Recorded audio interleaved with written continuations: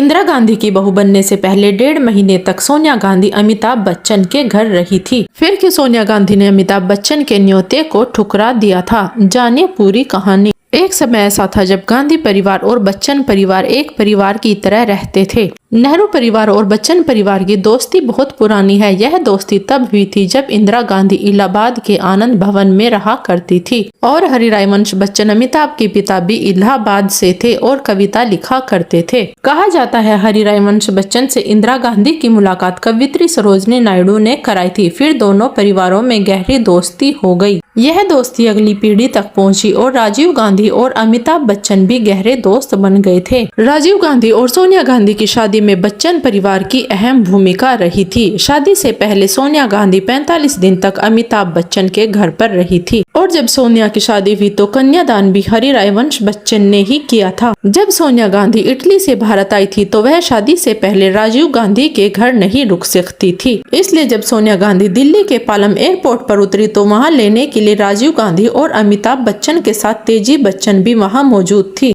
Palam airport से ही सोनिया गांधी सीधे अमिताभ बच्चन के घर पहुंची, जहां वह 45 दिन तक रही थी। कहा जाता है 1.5 महीने तक अमिताभ बच्चन के घर पर ही रहकर सोनिया ने भारतीय संस्कृति और तौर तरीके सीखे थे।